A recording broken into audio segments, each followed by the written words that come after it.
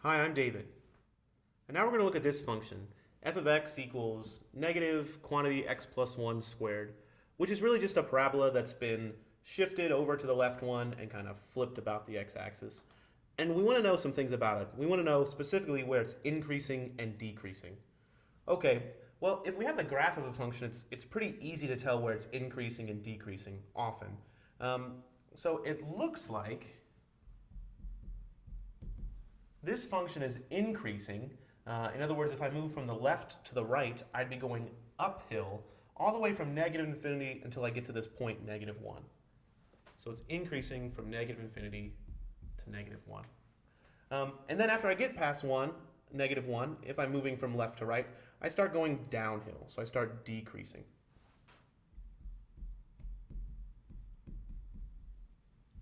Now, it's not too hard to check right here just by looking at the graph, but what if we wanted to check analytically? What would we do? Well, we know that a function is increasing when its derivative is positive, and it's decreasing when its derivative is negative. So let's go ahead and find this derivative and kind of see what that tells us. So f prime of x, well, if I want to take the derivative of this, I can use the chain rule. I can take down this 2, and I've got a negative 2 times the quantity x plus 1. The exponent decreases by 1, so this is raised to the 1. And then the chain rule says I've got to multiply by the derivative of what's inside here. The derivative of x plus 1 is just 1 plus 0. So f prime of x, if I simplify that a little bit, is just negative 2x minus 2. I can ignore that one and this one, and then just distribute the negative 2 into the parentheses. Okay, now I want to know specifically where the derivative equals 0. Because if the derivative is going to change from positive to negative or from negative to positive, it's going to happen at a point where the derivative is 0 or undefined. Those are the only places where it can happen where the function is defined. So those are called critical numbers, where the derivative is 0 or undefined. Looking at this one, this is a polynomial, so it's never going to be undefined. Polynomials are defined on the whole real number line. So let's just set this equal to 0.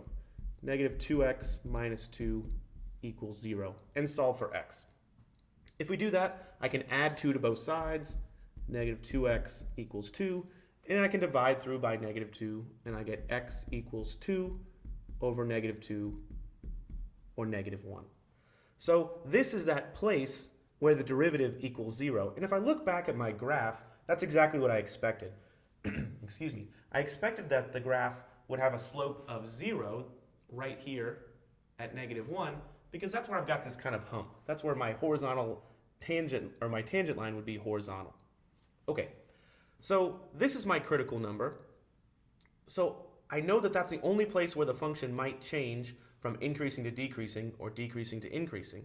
So let's look at the two intervals that are kind of separated by this critical number, negative 1. One interval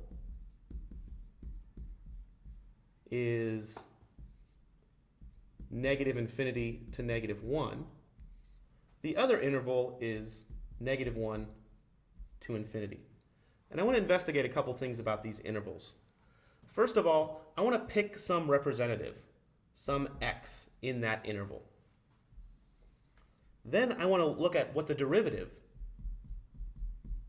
looks like in that interval, and specifically I want to know the sign.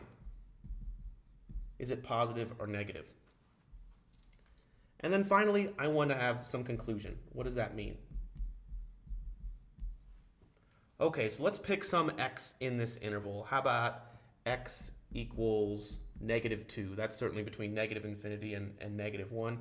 If I plug in x equals negative 2 into my derivative, f prime of negative 2 equals, well, let's see. Here's my original derivative.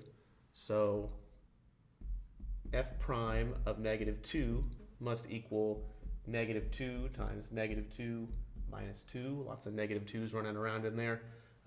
This is 4 minus 2, or 2. And even though it is 2, I really only care about if it's positive or negative. In this case, 2 is positive. What does it mean when the derivative is positive? That means the line must be increasing right there. The curve must be increasing. Okay, let's look at our next interval from -1 to infinity. Whenever 0's in my interval, I always like to pick that one because that's an easy number to plug in. So let's pick x equals 0.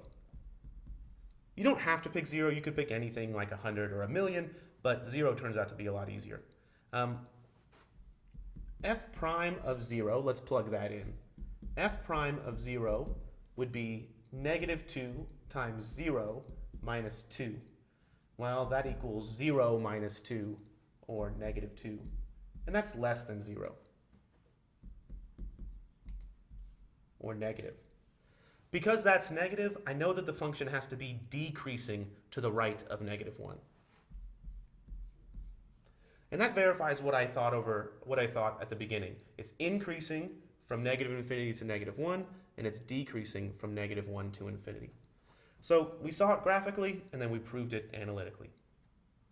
Thanks for watching.